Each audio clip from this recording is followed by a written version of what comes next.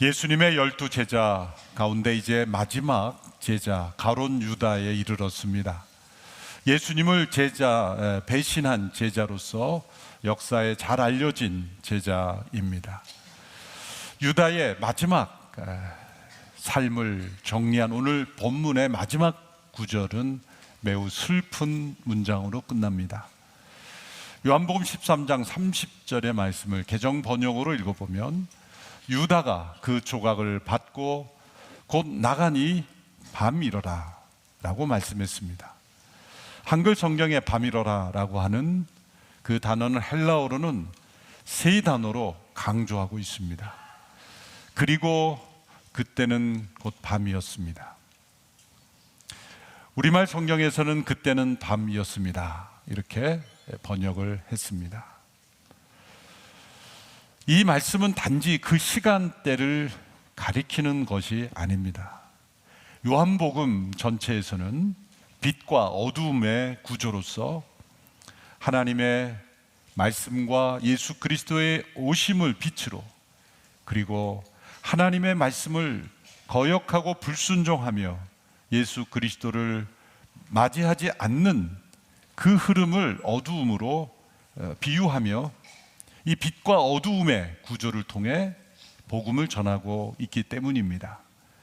니고데모라고 하는 바리새인이 예수님을 찾아왔을 때가 밤이었다라고 할 때, 물론 그 니고데모가 다른 바리새인들의 시선에 뜨이지 않기 위해서 밤에 온 것도 맞지만, 그때가 밤인 것은 니고데모라는 사람의 영적 상태도 밤이었기 때문입니다. 그는 학식이 많은 율법학자였지만 예수님께서 거듭나야 하나님 나라에 들어갈 수 있다라고 하신 말씀을, 내가 이렇게 장성한 사람인데 어떻게 못해 다시 들어갈 수 있습니까? 라는 말로 대답한 것을 보면 그는 영적 어두움 가운데 있었던 사람이었습니다. 그러나 그는 예수님을 만나고 빛으로 나온 것이 분명합니다. 그러나 가룟 유다는 빛이신 예수님과 함께 3년을 동행했지만 그는 결국 어두움을 택했습니다. 요한복음 1장 5절에 보면 빛이 세상에 비쳤지만 어둠이 깨닫지 못했다라고 말씀합니다. 또한 3장에 보면 사람들이 자기 행위가 악함으로 빛보다 어둠을 더 사랑하고 선택했다고 말씀합니다. 빛이 세상에 왔지만, 세상에 빛이신 예수님께서 임하셨지만 사람들은 그 빛 가운데로 나오지 않고 도리어 어둠을 사랑하기에 예수님을 믿지 않았고, 가룟 유다의 경우에는 예수님을 배신하는 어둠의 삶을 선택한 것입니다. 그래서 이 말씀은 매우 슬픈 말씀입니다. 또한 가룟 유다의 인생을 한마디로 요약하는 표현이요, 그의 영적 상태를 보여주는 것입니다. 니고데모는 어둠에서 빛으로 나왔지만 가룟 유다는 빛에서 어둠으로 나아가는 안타까운 일이 일어난 것입니다. 가룟 유다라는 이름 앞에 붙여진 가롯은 지역 이름이라고 예전에 말씀드렸습니다. 영어로는 이스카리옷, 히브리어로는 이쉬크리옷. 이것은 이쉬는 사람, 남자라는 뜻입니다. 크리옷 사람이라는 뜻입니다. 크리옷은 저 갈릴리 북쪽과는 달리 남쪽 유대 지방에 있는 마을입니다.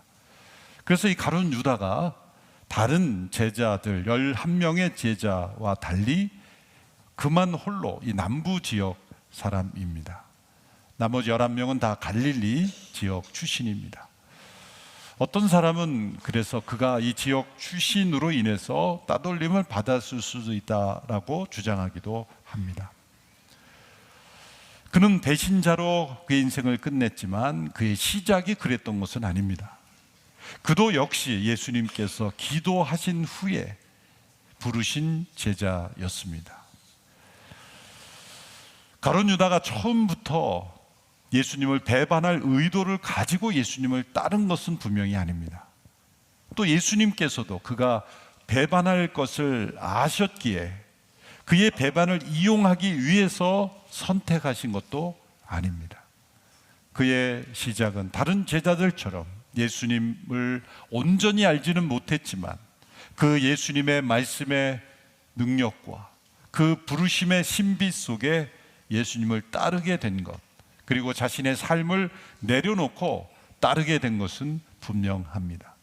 문제는 시작이 아니라 그 과정 어디에선가 그는 시험과 유혹에 빠졌고 예수님을 배반하는 데까지 이르게 된 것입니다.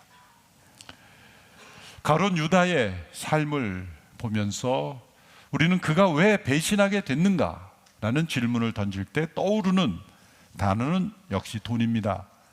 돈에 대한 탐욕 때문에 예수님을 배반했다. 그가 대제사장과 유대 지도자로부터 돈을 받고 예수님을 팔아넘겼다는 기록이 있기 때문입니다. 그러나 그가 예수님을 배신한 이유의 전부가 바로 돈이라고는 말할 수가 없습니다. 돈에 대한 탐심은 아주 피상적인 그의 배신의 가장 가장자리에 있는 이유였을 뿐입니다. 마치 마른 장작 더미에 불을 붙이는 계기가 되었을지 모르지만 사실 그보다 더 깊은 원인은 따로 있었습니다. 그가 돈에 대한 탐심에 사로잡혀 예수님을 배신했다고 한다면 사실 그가 예수님을 따른 것부터가 돈에 대한 포기를 의미했기 때문에, 머리둘 곳이 없는 예수님을 따른다는 것은 앞으로 돈과 상관없는 삶을 사는 것을 의미했기 때문에 그가 처음부터 돈에 사로잡혀 있는 사람은 아니었던 것은 분명합니다. 또 그가 돈에 대한 탐욕이 있었다면 예수님을 배신하여 얻는 돈보다 계속 예수님의 제자 공동체의 돈깨를 맡아서 거기서 훔치는 것이 더 수입이 많았을지도 모릅니다. 또 돈에 대한 탐심에 사로잡혔다면 그가 자책감으로 후회할 때 돈을 되돌려 주지도 않았을 것입니다. 후회하지도 않았을 것이고 돌려주지도 않았을 것입니다. 그러므로 그가 그 돈을 되돌려 줘버린 것, 그리고 스스로 목숨을 끊은 것은 돈이 그의 배신의 전부가 아니었다는 걸 알 수가 있는 것입니다. 그렇다면 보다 깊은 그의 배신의 이유는 무엇일까요? 5가지 그 배신의 뿌리를 찾아볼 수 있습니다. 첫째는 잘못된 메시아 사상입니다. 가룟 유다는 예수님께서 오셔서 정치적 왕국을 이루시는 꿈을 꾸었던 것입니다. 앞서 우리가 살펴본 몇 명의 제자들, 다데오 유다라든지 또 열심당원 시몬과 같은 제자들과 같은 이 열심당원의 흐름을 가지고 있었다는 것을 우리는 알 수가 있습니다. 열심당원은 로마의 지배로부터 물리적인 힘을 동원해서라도 해방시키는데 헌신하고 때로는 목숨을 바쳐야 된다라고 생각했던 그러한 사람들이었습니다. 때로는 작은 칼로 로마 관료들이나 세리와 같은 매국노들을 암살까지 해서라도 그 나라를 구해야 된다라고 생각했던 사람들이었습니다. 정도의 차이는 있을지 모르지만 그 당시에 사람들 안에 있었던 메시아를 꿈꾸는 기대는 바로 로마로부터 유대를 해방시켜줄 메시아였습니다. 특별히 가룟 유다와 같은 사람들이 그러한 사상을 깊이 가지고 있었다는 것입니다. 구약의 모세와 같은 선지자 하나가 일어날 것이다 라는 메시아 예언을 그들은 실제로 모세처럼, 모세가 당시에 애굽의 바로와 대항하여 바로 앞에서 기적을 일으키고 그 애굽 전역에 기적을 통한 놀라운 기적을 통해 그 백성을 이끌어 주셨던 것처럼 로마의 시저 앞에 가서 기적을 일으켜서 로마 제국을 무너뜨리고 유대를 해방시켜줄 메시아를 꿈꿨던 것입니다. 제2의 모세로서의 메시아였던 것입니다. 가룟 유다도 그러한 마음이 있었다는 것이 분명합니다. 그래서 예수님께서 기적을 일으키실 때 많은 사람들이 예수님 앞에 나왔을 때 가룟 유다의 마음은 뛰었을 것이고 흥분했을 것입니다. 예수님의 그 말씀, 권세 있는 말씀과 신비로운 능력을 통해서 그 백성들을 하나 되게 하시고 로마 시저 앞에서 그러한 기적이 일어난다면 정치적 해방은 도래할 것이라고 굳게 믿었던 것입니다. 그런데 예수님께서 행하시는 말씀과 그 표적 이후에 주시는 교훈을 보면 그가 기대했던 것과는 전혀 다른 방향이었다는 것입니다. 기적을 일으키신 후에 제자들에게는 알리지 말라고 당부하시기를 여러 번 하셨습니다. 오병이의 기적을 일으키시고 백성들이 왕으로 삼고자 하자 예수님은 도망치듯 사라져 버리셨습니다. 그 순간마다 가룟 유다는 실망했었고, 그리고 그 실망이 분노가 되고, 분노가 예수님을 배신하는 그 뿌리가 되었던 것입니다. 자신이 기대했던 메시아상이 무너지는 것, 그것이 돈에 대한 탐욕보다 훨씬 더 배신의 동기가 되었던 것입니다. 또 한편으로 가룟 유다는 자신 안에 있는 탐욕과 위선의 포로가 되어 3년 동안 위장하듯 그렇게 살아왔다는 것을 알 수가 있습니다. 요한복음 오늘 본문 13장 이전에 12장에 보면 마리아가 예수님께 감사하여 향유를 쏟아붓는 사건이 나옵니다.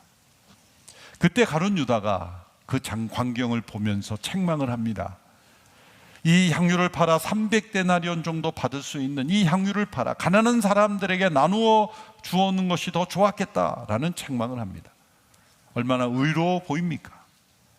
그런데 요한복음은 그의 숨겨진 동기를 드러냅니다.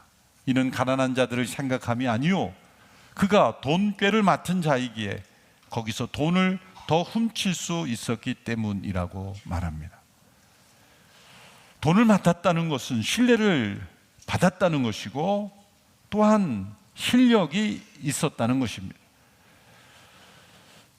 예수님의 제자들 중 누구도 유다를 의심할 수 없었습니다. 그래서 오늘 본문에도 예수님께서 내가 하고자 하는 일을 속히 하라, 어서 하라 라고 말씀하셨을 때 가난한 자에게 어떤 일을 하라고 하시는 줄 제자들은 생각했다는 겁니다. 그처럼 겉으로 볼 때는 완벽한 사람이었습니다. 그러나 어느 한 순간부터 유다의 마음속에는 탐욕이 들어왔고, 또 그 탐욕을 감추는 위선을 행하면서 남은 기간을 보내왔던 것입니다.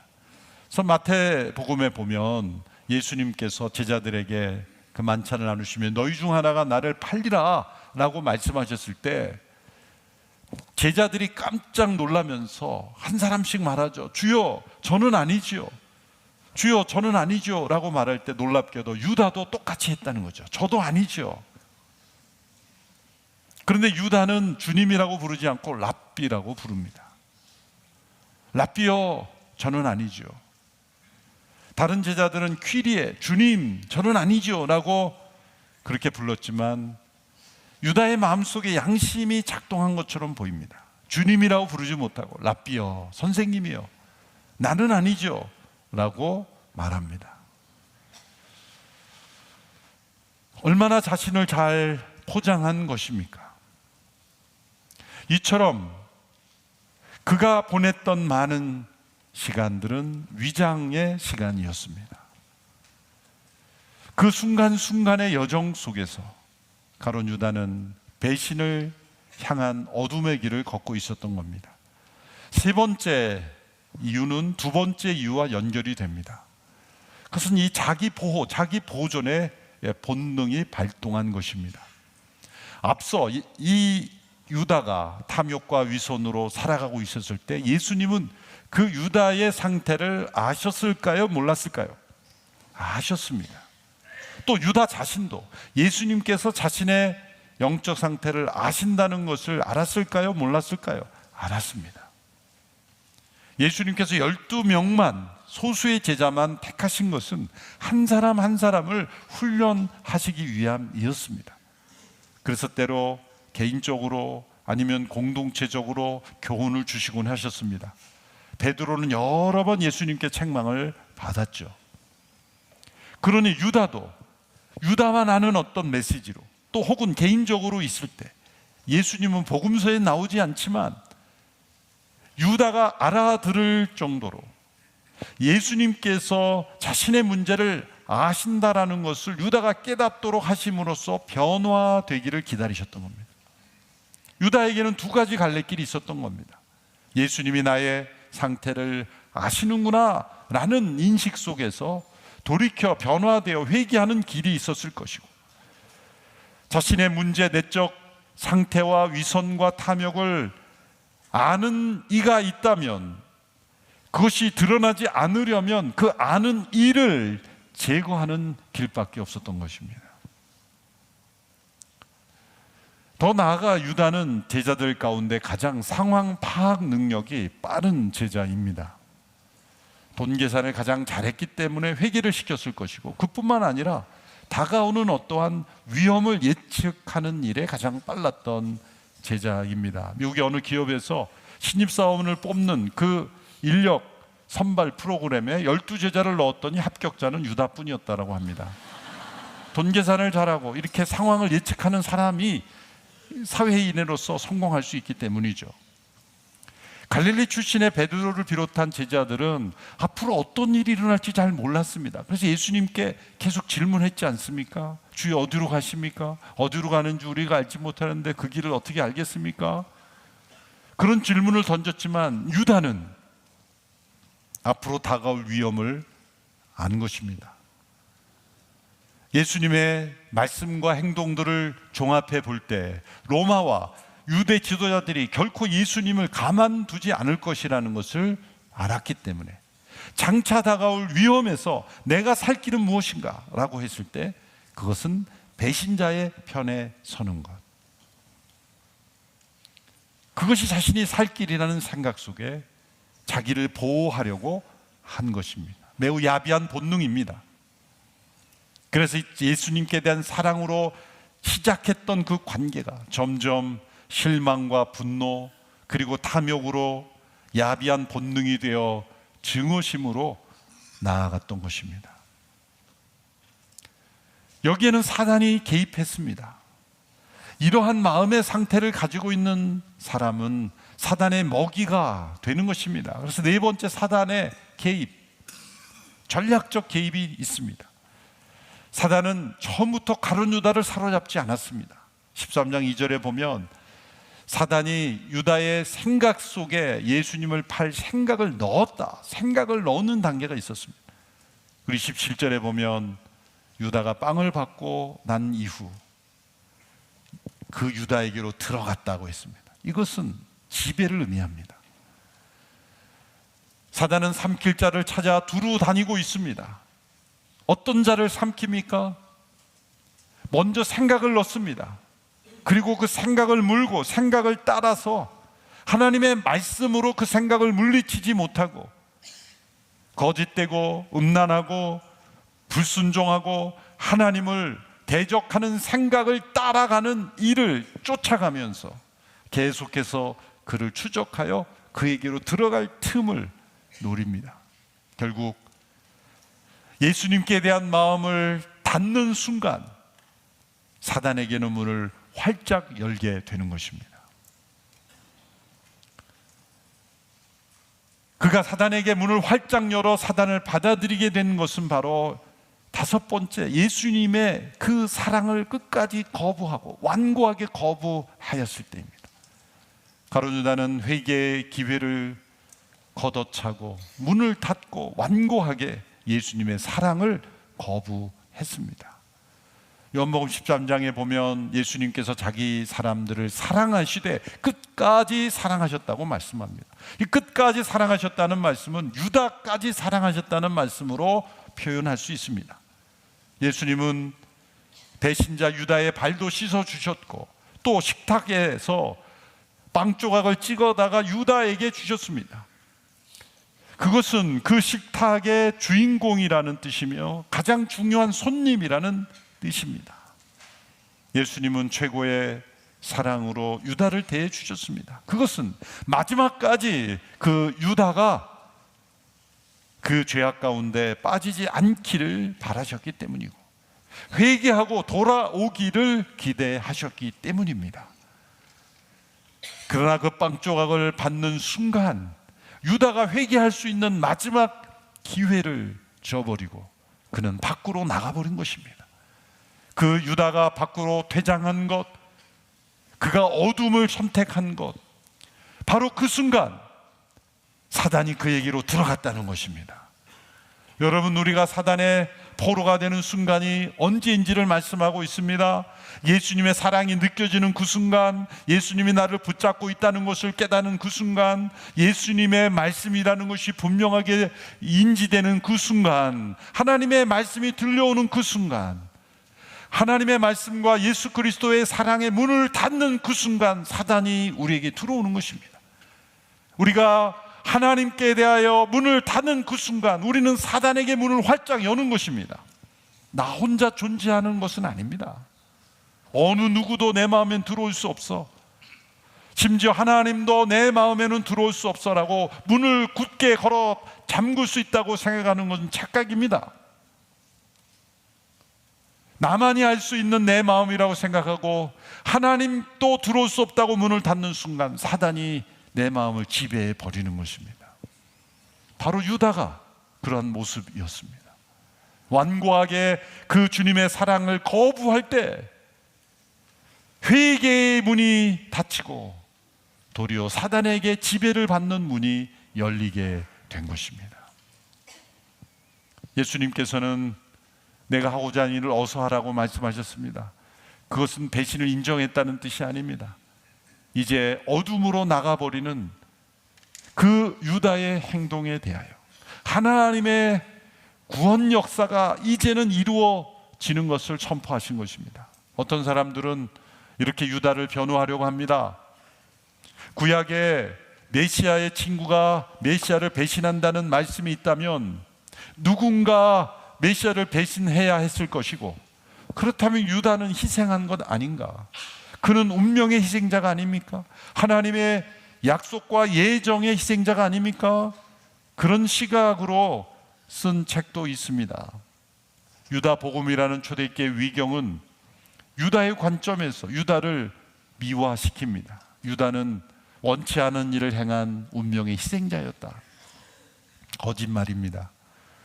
오래전에 이 유행하였던 지저스 크라이스트 슈퍼스타라는 뮤지컬도 그런 관점에서 유다를 미워합니다. 그런 점에서는 그건 잘못된 내용입니다. 유다가 원치 않았지만 어쩔 수 없이 악역을 해야 했다면 내가 그 일을 하는 희생자가 아닙니다. 종교개혁자 칼뱅은 이 문제를 이렇게 정리했습니다. 배반과 죽음이 예언되어 있다고 해서 유다가 변명할 수 없는 것은 그가 예언을 이루고자 그 일을 한 것이 아니라 스스로의 사악한 마음 때문에 그 일을 했기 때문이다. 하나님은 그 어떤 사람의 죄를 예정하지 않습니다. 죄는 온전히 인간의 자유의지로 행하는 것이기 때문입니다. 하나님은 죄를 짓도록 인도하시지도 않고 또한 죄를 예정하시지도 않습니다. 죄는 온전히 인간의 선택일 뿐입니다. 그러므로 유다는 원치 않은 악역을 맡은 것이 아니라 스스로 원하는 것을 선택한 악인이었던 것입니다. 그리고 하나님께서는 그 유다의 선택을 하셨고, 그리고 하나님의 구원 역사를 선으로 악을 이기는 역사를 이루신 것입니다. 유다의 실패는 죄를 지은 것만이 아니라 돌이켜 회개하지 않은 것입니다. 그가 마지막 양심의 가책을 느낄 때 그는 단지 후회했을 뿐입니다. 베드로도 역시 배신했습니다. 그러나 그는 회개했습니다. 후회와 회개는 다른 것입니다. 유다는 단지 감정적으로 후회했을 뿐이지 돌이키는 회개를 하지 않았습니다. 돌이켰다면 빛으로 다시 나와야 했습니다. 그리고 고백하고 용서를 받아야만 했습니다. 그러나 그러한 회개의 역사가 없었습니다. 그는 스스로 목숨을 끊었던 것입니다. 우리는 유다의 이러한 모습을 보면서 단지 어떻게 이런 나쁜 사람이 있는가라는 정죄로 끝나서는 안 됩니다. 왜냐하면 우리 안에도 유다 같은 배신의 뿌리가 있을 수 있기 때문입니다. 3년 동안 예수님 빛이신 예수님과 함께 동행했던 제자도 이러한 배신의 뿌리에 넘어갈 수 있었다면, 저와 여러분은 얼마든지 이러한 배신의 뿌리로 인해서 예수님을 배신한 제자가 될 수 있기 때문입니다. 그러면 우리는 우리 자신을 돌아보며 우리의 신앙의 동기, 내면의 상태를 되돌아보며 혹 사단에게 문을 열고 있지 않은지, 내 안에 탐심과 위선은 없는지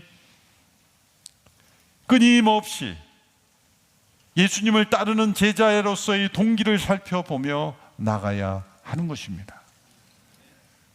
감사한 것은 아직 빛이신 주님이 우리 곁에 계시기 때문입니다. 그분이 다시 오실 때는 더 이상의 기회가 없습니다. 지금은 바로 빛 가운데로 나아갈 수 있는 은혜의 기간인 것입니다. 빛이신 주님께 나아가실 때 우리의 모든 죄를 사하시며 용서하시며 그 어떠한 죄도 용서하시며 회복시키시는 그 주님의 빛 가운데 나아가시게 되기를 바랍니다. 그분께 등을 돌리고 어둠을 선택하는 것은 불행한 일이요, 주께서 원하시지 않는 일입니다. 어둠의 길을 선택한 유다의 길을 걷지 아니하고 빛의 길로 걸어가는 모든 주님의 제자들이 다 되기를 축원합니다. 기도하겠습니다. 하나님 아버지, 빛으로 오신 예수님을 끝까지 거부하며 어둠을 향했던 유다의 불행을 보았습니다. 우리의 삶 가운데 이러한 일이 일어나지 않게 되기를 원하며 빛 가운데로 걸어가는 제자의 삶만이 있게 하여 주시옵소서. 예수님의 이름으로 기도하옵나이다. 아멘.